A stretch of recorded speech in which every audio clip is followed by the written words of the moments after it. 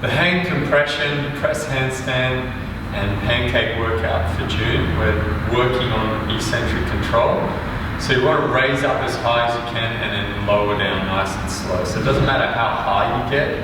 What's important is you're controlling that range. Once you hit that kind of end range, if you can only get a certain distance, control it and really put the brakes on coming down. So even if you can just do the lateral movement here, really squeeze and slowly come down for 10-15 seconds.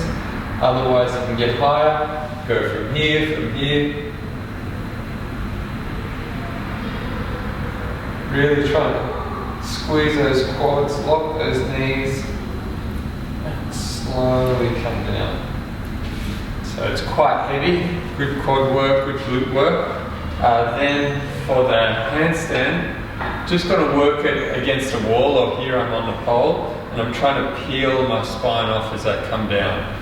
So you'll kick up, get fairly close, but you want to be able to get the bottom back a little bit, because as you come down, you're going to have to counterbalance the weight of the legs. If you're too close, it'll just push you off straight away. So come out a little bit. So it just gives you something to play with.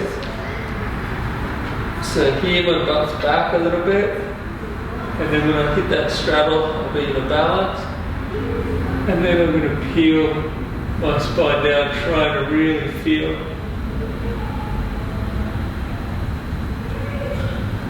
each vertebra. So ideally I'm coming down for a full 15 seconds, nice and slow, feeling that pelvis roll, really trying to keep that chest in, ribs in as I'm coming down and get nice control. If you can do it balanced, getting better.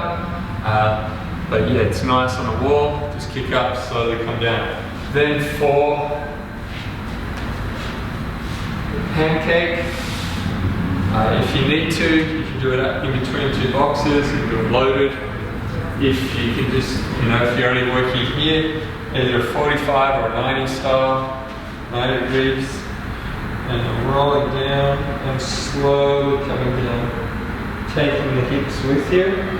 If you find that you're very tight in the hamstrings, then you might want to just work this through the hips, no spinal integration.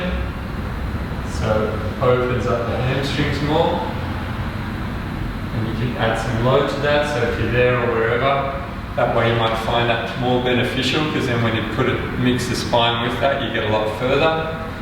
Otherwise, go up on the boxes or raised up higher, or do it higher when I train it.